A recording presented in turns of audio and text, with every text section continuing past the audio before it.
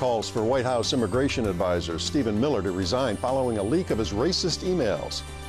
The latest on the alarming death rate among San Diego County jail inmates. And SDSU and the city agree on a sale price for the Mission Valley Stadium site. I'm Mark Sauer. The KPBS Roundtable starts now.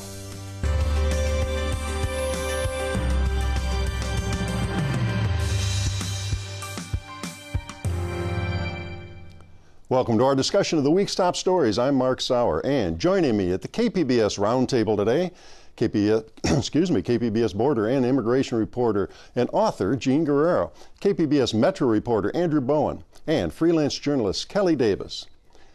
Well, as President Trump endured withering testimony accusing him of a bribery scheme in the House impeachment inquiry this week, calls mounted for one of his top aides to resign. Stephen Miller, architect of Trump's immigration policies, was called out by the Southern Poverty Law Center for emails showing he promoted white nationalist theories. And Gene, you've been covering this story for NPR's national audience. 100 Democrats signed a letter yesterday calling for Miller to resign. Start with the specific allegations against Trump's immigration czar, if that's the way to characterize him. Right. So the Southern Poverty Law Center got its hands on about 900 emails that Stephen Miller had exchanged with the far-right website Breitbart. And essentially, they show him promoting white supremacist, white nationalist websites, overtly racist literature, and they also reveal that Stephen Miller was shaping Breitbart coverage during the Trump campaign and while he was working as communications director for Alabama Senator Jeff Sessions. So among some of these outrageous ideas that Miller was pushing, this book called Camp of the Saints has gotten some publicity? Yeah, exactly. So, I mean, I've reviewed some of these emails, and to me, the most revealing part was him recommending that Breitbart do a story promoting this book. And essentially, this book, it's extremely racist. It talks about the end of the white world after the arrival of refugees. The refugees are described in horrifically inhuman terms throughout. There's not a single neutral or positive description. Things like describing their arms as insect-like. One quote is that the migrants arrived like a, quote, single solid mass, like some gigantic beast with a million legs. It describes them as kinky-haired, swarthy-skinned, long-despised, and teeming ants toiling for the white man's comfort. So it's just filled with these descriptions of migrants invading and destroying the white world. So when Stephen Miller is recommending that they look at this book, he's referring to different websites and all. How was that all received at the Breitbart News website? So they took his ideas and they turned them into stories. At the time, there was an editor named Julia Hahn, who later became a special assistant to President Trump, and she did a story showing parallels between the book and real life, alleged parallels, suggesting that the book was prophetic and that immigration would doom society, it would doom the United States in the way that was shown in the book. Steve Bannon, who was Breitbart's news executive at the time, also started talking about the book repeatedly after Miller suggested it to Breitbart, talking about how it allegedly described the, quote, invasion at the U.S. border. And remind us of Bannon's role in the Trump campaign and briefly in the White House. Yeah, so he was chief executive of the Trump campaign and then later became chief strategist. Steve Miller was actually working for the Trump campaign before Bannon. And he once, Miller himself, he came out of Jeff Sessions' office when he was a senator in Alabama before he became Attorney General. Yeah, he was working as communications director for Sessions. Now, Miller also pushed some white supremacist websites. What's that about? Yeah, so he, just as an example, he promoted, he encouraged Breitbart to pull content from a white nationalist website that promotes the Great Replacement theory, which is this conspiracy theory that claims that white people are being systematically obliterated by people of color. It's a theory that has motivated many white terrorist shooters, such as the one that we saw recently in El Paso, where 22 people were killed. At the Walmart there, yeah. Exactly. And it's a theory, it's essentially a white genocide theory, and Stephen Miller was sharing links to a website that promotes this theory. Now give us some background here on how these emails came out in the first place. Yeah, so there was a woman named Katie McHugh who was working at Breitbart at the time. Editors at Breitbart had introduced Stephen Miller to her while he was working for Sessions as someone who was going to influence the direction of her reporting, sort of like an editorial director. And what happened is that in 2017, McHugh was fired for anti-Muslim tweets after Bannon and Miller had after Bannon had left Breitbart and was in the White House. And she has since renounced the far-right movement and decided that she was going to take her emails, share them with the Southern Poverty Law Center, and try to expose what she said was the white nationalism that was influencing the formation of Trump's immigration policies. I spoke to McHugh. She says that Miller really helped to radicalize her by pumping her with this type of information. So I wonder, Andrew? Jean, how much insight do you think these emails actually provide into the motivations behind the immigration policies that we've actually seen come out of the Trump administration? Well, I think it's clear. These emails provide a clear link between white supremacist, white nationalist ideologies and the person who is forming these immigration policies, which have largely affected immigrants from non-white countries. So we can't, say for sure what's in Stephen Miller's head, but these emails give us very clear indication of what has been inspiring him and because some of the policies that he has shaped come straight from a lot of these organizations. And those policies are the Muslim ban, exactly. The family separation? Yeah, so when you look at the Trump administration's immigration policies, he talks about cracking down on criminals and on rapists and people who are crossing the border illegally. But the fact is, when you actually look at Stephen Miller and what he's been designing, most of it has impacted legal immigrants, refugees, asylum seekers, so people from Central America, people from mostly African countries. The DACA, people under the DACA program benefited. Them as well. Trying to get rid of that program. Exactly. And so some people believe that these emails indicate that rather than being informed by wanting to crack down on criminals and law enforcement focus, in fact, the architect of immigration policies for the Trump administration is being informed by racial motivations. Kelly? I've been surprised. I mean, I know this has been getting some news attention, but I've been kind of surprised that the response hasn't been more overwhelming. And I think it's something like 108, 109 Democrats have signed a letter asking for him to be removed. And when I saw that, I went, okay, that's it? Why aren't Republicans being asked to respond to what these emails? And there's still more emails to come out. Yeah, they're rolling them out slowly because they want this to remain in the news cycle. I got a little overwhelmed this week with the impeachment inquiry and the Democratic debate. Exactly. There's just so much else going on. Right. And I think that's part of the reason we haven't seen as much of a push from journalists to get a response from Republicans on these emails. But yeah, we have Jewish organizations, we have Democrats calling for his resignation, saying that it is unacceptable, that the person who is shaping immigration policies has likely been inspired by white supremacist and white nationalist ideologies. And is it likely at all that he'll be asked to resign by President Trump, who, after all, had the birther theory lie to begin with and then started his campaign bashing immigrants and hasn't taken a breath? Yeah, I can't say for sure, but it doesn't look likely. I mean, Stephen Miller has been instrumental in the Trump administration as far as motivating his base. He was instrumental in the Trump election, and he's been there from the very beginning. He's one of the few people who's stuck, who's been able to cling to his position in the White House amid so much turnover. He and the family have remained since the beginning. All right, we'll keep watching that story and more emails to come here. It's quite an amazing bit of reporting. Well, we're going to move on. Elisa Serna was a 24-year-old with a history of drug abuse when she died in jail this month. She was the 15th fatality in a San Diego County jail this year. For over a decade, inmates have died behind bars here at the rate of more than one a month, the highest mortality rate by far among large county jails in California. And Kelly, start with that case. Why was she in jail? What's known about how she died? Yeah, so she was very young, 24 years old. Her parents said that she had a history of struggling with drug addiction, meth, most recently heroin. So she had been arrested November 6th on drug charges and theft charges, put in the Las Colinas women's jail. And what her family has found out is that she was going through withdrawals. She was vomiting, she was fainting. So she was put in a special observation unit. It's still not clear what sort of medical treatment she got. A lot of experts will say that if you're vomiting, if you're, there's certain symptoms of withdrawal that require a doctor's care and constant monitoring.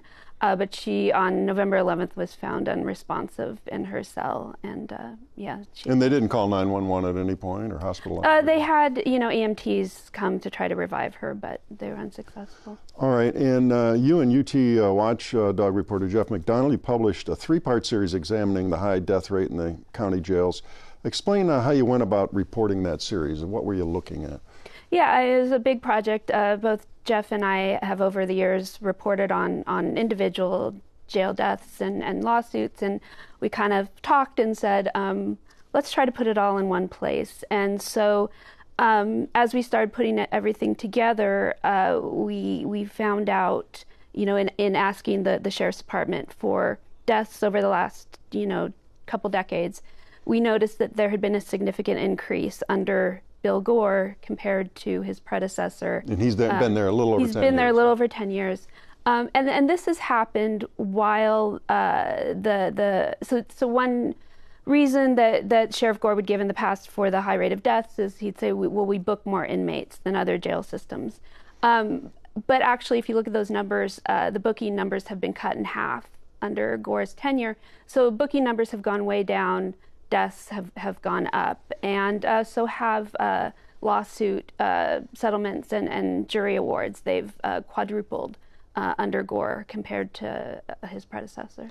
And in the reporting in this extensive series published in the Union Tribune, what were the main conclusions you came to? Just, there's been lapses in medical care, lapses in mental health care. Suicidal inmates weren't monitored. Deputies not following policy. The policies look good on paper. You could have the best policies in the world, but if your staff isn't following them, then this is what's going to happen. We found poor communication between medical staff and sworn staff. They didn't seem to be on the same page when it came to the care of certain inmates. And efforts by some deputies and some medical staff to do the right thing, those efforts being thwarted by higher ups. Now, what has Sheriff Bill Gore's response been to your stories? What's his explanation for this high rate? He doesn't like the methodology we use to calculate the mortality rate, but the approach we used is the same one used by the Federal Bureau of Justice Statistics and other experts. It's commonly accepted. He said that prison realignment, which we now have inmates spending longer time in county jails, he blamed that. But none of the cases we looked at involved inmates who were there because of prison realignment. Who'd otherwise be in state prison. Yeah. Right. And realignment is a policy. Realignment's a policy that's affecting the entire state of California, not just San Diego. Correct. So it's no reason that we would be an outlier. It's actually an excuse that other jails have given for a slight uptick in jail deaths, but jails have gotten more money, to hold these inmates. And yeah, like I said, we looked at everybody. None of these folks were there, were a long-term inmate that should have been sent to prison. And we have a story coming out. So Gore wrote an op-ed for the Union Tribune, and he made a couple... Kind of responding the entire series. He made a couple comments that weren't accurate, and so we dug into those. One is that other counties have city jails that kind of filter people. So they go to the city jails first before the county jails. Well, we looked at deaths in city jails, and it has no impact on... San Diego still has the highest mortality rate. Now, with this high rate of deaths in the past decade, how are the sheriff and county leaders? They're seeking answers? Are they delving into this? Well, finally, after, like I said, years of reporting, after this series came out, county supervisors Nathan Fletcher and Diane Jacob called for a review of best practices, and that's what they're doing. That's exactly what they're doing. They're looking for a contractor to do simply a review, kind of a literature review of best practices in other jails. And you talk to some experts who delve into this area. They work in this area. They do assessments of jails, and they're rather skeptical of this approach. They took a look at the scope of work, and they said this looks like window dressing. This is not what will solve the problem. And the initial scope of work said that the contractor, whoever's hired to do this, would be barred from going into the jails. That's been removed. Now it's kind of silent on whether the person could go take a look at the jails. But it's not going to be the in-depth review that will lead to changes. Well, wouldn't a best practice be to go into the jail unannounced, do unannounced visits, see what's actually going on in a given day or night? That is what everyone has said. Do an unannounced visit, just because that's going to give you your best view of what really goes on day to day. Because otherwise, if you have if you've announced ahead of time, it's, they could put some fresh paint on the walls, make sure people are on their best behavior. So, it's a completely different, any inspection that's announced or unannounced, completely different dynamic. Bottom line question, what are these other large California counties who don't have the rate of death of inmates that we have, how are they maybe differently managing medical mental health issues to get at this problem? We only know that something went wrong when someone dies, and usually it's because policy wasn't followed. So I think the policies are the same. Everyone knows what should be done. So I think the policies are the same among these jails. It's just whether staff is receiving proper training and whether they're committed to keeping people alive and to following the best practices, the best protocols. All right. What's the timetable on that study that they are going to do? It's short. They want proposals by the beginning of December, and then they want the report completed by March. All right. Well, we'll follow up with that and see what happens going forward. It's a great story. Well, we're going to move on. They have struck a deal. The offer by San Diego State University to buy the Mission Valley Stadium site for $86 million and change was unanimously approved by City Council this week. Now come the devilish details. And Andrew, start there with that deal. What exactly did SDSU and the city agree on? The main difference, or the main point of contention between the previous meeting the City Council held and the one that happened this week was the sale price and what constitutes fair market value. So the university had offered $68.2 million initially. They were taking some discounts that the city felt were unfair and unjustified and not in the spirit of Measure G, which is the initiative that passed last year that enabled the sale to happen. And so the university went back. They took that feedback from the City Council and came up with a higher offer of $86.2 million. And a bunch of other conditions also attached to it. And let's, just for the record, what's the difference between that and the original offer by SDSU, which I should note holds the broadcasting license for KPBS? Yeah, so a difference of about $18 million. They're also asking the city to commit to funding most of the construction of a bridge over the San Diego River at Fenton Parkway, just west of the property. And they're also saying they're going to index a portion of the land to inflation. So depending on when the sale closes, the actual final price could be closer to $87 million and a little bit more. And this is just the purchase price of the land. What's the ballpark on the overall cost of building a stadium and everything else we're talking about? Yeah, so it's quite a big development that's going to be happening on this piece of land, which is currently just a giant surface parking lot plus the stadium. The stadium itself, the new stadium, is the only thing that has a signed construction deal, and that's about $250 million. Remind us, how many seats for that? It's a football stadium or soccer? 35,000 seats in the football stadium. They are going to be, we don't have exact figures yet on how much, let's say, the university research space will be costing, or some of the other portions of the deal. The housing and some of the commercial space on that land is going to be public-private partnerships. So the university will lease out the land to a private developer, and it could end up actually making money for the university. As far as how they're paying for it, though, the university is issuing some short-term debt right now, and they expect to pay that back with the typical things that finance stadiums: ticket sales, concessions, donations. They're really hustling their alumni right now for donations to fund this thing. And they've pledged not to use any student tuition or fees to fund the stadium. They haven't exactly shown their work yet. That it's actually a subject of litigation between the university and Voice of San Diego right now, whether the university's financial models are subject to the Public Records Act. Sounds like a lot of new T-shirts we're going to have to buy here as we go along. Now, what impact ultimately does SDSU expect from this campus extension? And it's a satellite site, I should say, just west of where we're sitting here on the main campus. A few stops down on the trolley, right. Yeah. So yeah, that is nice. The trolley does certainly, serve it right yeah. now. So they expect that they'll be able to add 15,000 students to the university as this gets built out over the next 15, 20 years. It's certainly going to help with their ambitions of becoming a major research university.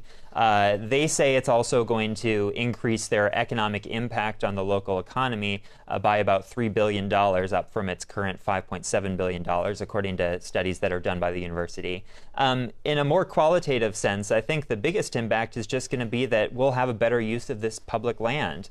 Right now, it's right in the heart of Mission Valley. It is on this transit stop in a city that has an intense need for new, dense, transit-oriented development that can house our growing population and provide new jobs for people. And so it's just going to be a much better situation just to have this land actually done something with, as opposed to what it is right now, which is pretty useless, frankly. We used to have, of course, 81 baseball games a year, but that's been a decade or so since that's happened. Yeah. And there used to be professional football No games. more Chargers, yeah. So. Right. So what are the next steps in this deal? What needs to be done before it's actually finalized? And demolition must be a heck of a job in itself. Right. The city attorney's office right now is drafting a purchase and sale agreement based on the terms that the university has offered and the feedback from the city council and the mayor's office. The CSU Board of Trustees is set to have a meeting in January when they will vote to certify the environmental impact report of this development. They could also, if the purchase and sale agreement is ready, could potentially vote on that as well. The goal is to have the vote at the city council on the final deal in March. However, we have heard from the city attorney's office that this timeline could just be unrealistic. The city's attorney's office, their concern is mainly they want to avoid litigation and they want to have a deal that's fully compliant with Measure G and the will of the voters that authorized this. So they say, we can't be rushed in this. We just have to make sure that it's actually an airtight deal that will be fair to the city and the university. Anybody taking odds on on litigation and what that might take? I mean, a lot of us remember, of course, the Petco Park construction held up and the rusting rebar down there as the lawsuits dragged out. It's always a possibility, certainly. One interesting thing that I think we heard in the city council meeting this week was some discontent from labor unions. The local electrical workers union got up and was saying, listen, this isn't the deal that we were promised during the campaign for Measure G. They want an agreement that would guarantee union level wages and benefits paid to the construction workers who are building everything on this piece of property, including the private developments that are not actually financed by the university. And that's not something that the university has set in stone and they say will definitely happen. So, we've seen labor unions use the California Environmental Quality Act as a tool to kind of get concessions out of developers. And that's something that certainly the city wants to avoid. I don't think they would like that either, but ultimately it will just be a test of will and of political capital, I guess. But right now, the university, their timeline is let's play football there in 2022. That's right. As we sit here at the end of 2019, it does seem rather ambitious. Well, they've stated really from the beginning of this campaign that they want the football stadium ready by the 2022 NCAA season, so that the Aztecs will have a new stadium to play in that season. I'm not an expert on how long it takes to build a stadium. Seems like a big job. It's certainly a big job. They seem pretty confident in their ability to stick to that timeline, and as long as they do get a vote at the CSU Board of Trustees and the City Council in the first quarter of next year. And remind us, this was an odd whole process, and we talked about it on the show before, but this was a massive land use issue decided at the ballot box. Yeah. And I guess we're in the midst of finding out whether that was a good idea. Huh? Right. So last year we had two measures on the ballot. One was the Soccer City development, which was private investors who wanted to build a larger stadium on the property. The overall land use of the entire property was pretty similar. So it had housing, it had commercial space, the new stadium, of course. And for a while, SDSU and Soccer City were actually working together, and they had hoped that they would be, Soccer City certainly hoped that they would be able to accommodate the university's ambitions of expanding its campus in their plan. However, that relationship fell apart ultimately, and we had the citizens group come together, write their own initiative that favored SDSU, and so they basically took a gamble on who could win the voters' support, which side had, a better reputation, and clearly it was the university. I think that, we have a lot of alumni in this city, and they really cashed in on that. All right, well, we're out of time, but lots more to happen on this story as we move forward. Well, that does wrap up another week of stories at the KPBS Roundtable. I'd like to thank my guests, KPBS reporter Jean Guerrero, reporter Andrew Bowen, also of KPBS News, and freelance journalist Kelly Davis. I'm Mark Sauer. Thanks for joining us on the Roundtable today, and join us next Friday for a special Roundtable featuring hosts of KPBS podcasts. And have a happy Thanksgiving.